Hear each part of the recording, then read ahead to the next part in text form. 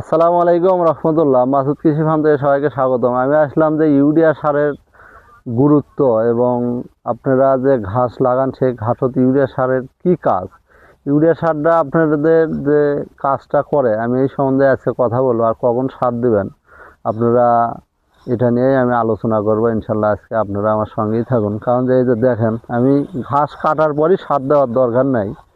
তো এই যে দেখেন ঘাসটা যখন এই সাইজ হবে, এই যে দেখেন আমি ঘাস কাটার পরে এই সাইজ হয়েছে, এই টাইমে সারের দরকার অত্যন্ত, মানে এখন খালি কুশি সারবি, কিন্তু এটা পাতা করার জন্য আপনার নাইট্রোজেন সমৃদ্ধ সারের খুব দরকার।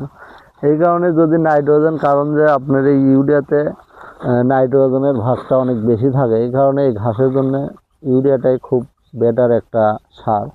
আলহামদুলিল্লাহ এর সাথে ম্যাগনেসিয়াম, তারপরে হলো ড্যাপ আপনারা যদি পারলে দিয়েন ইনশাল্লাহ তাতে আরও সুন্দর হবে। কারণ যে ড্যাপত থাকে আপনার নাইট্রোজেন এবং ফসফরাস দুটো সমন্বয়ে একটা সার, এবং সরকার ভর্তুকি দেয়। এই কারণে আপনারা ড্যাপ সারটাও এখানে ব্যবহার করতে পারবেন, যে কম রেটে আপনারা দুটো উপাদান পাবেন। তা আমি যেহেতু নাইট্রোজেন এখন দরকার, বৃষ্টি হয়েছে এই কারণে আমি সার নিয়ে আসলাম যে জমিতে একটু সার দেওয়ার জন্য। তো আপনারা দেখেন যে এইভাবে সারগুলো কীভাবে দিবেন। তো দিলে অতি দ্রুতই আমাদের গাছগুলো খুব ঘাস সবল হবে। এই তো আর এখন গরমের টাইম, হাইস মনে করেন যে 15-20 দিনের মধ্যে ঘাসগুলো আলহামদুলিল্লাহ বড় হয়ে যায়।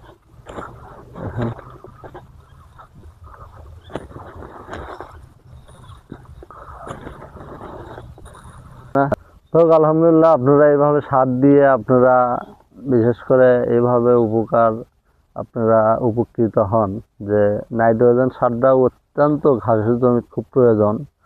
তাই এই জন্য আপনারা নাইট্রোজেন সারটা বেশি করে দিবেন, পাশাপাশি অন্য সার দিবেন। তো সালফেট অথবা আপনার ম্যাগনেসিয়াম জাতীয় জিনিস যেগুলো আছে তেজ ধরে আপনার, এই ধরনের জিনিসগুলো দিবেন। অন্য সারগুলো দিলে আপনারা আরও তাড়াতাড়ি ঘাসগুলো করতে পারবেন। আর আপনারা বিশেষ করে যদি লিটার থাকে, এই লিটারগুলো দিয়েও আপনারা ঘাসের চেষ্টা করে নেবেন, এতে সার খরচ কম হবে ইনশাল্লাহ। আসসালামু আলাইকুম রহমতুল্লাহ।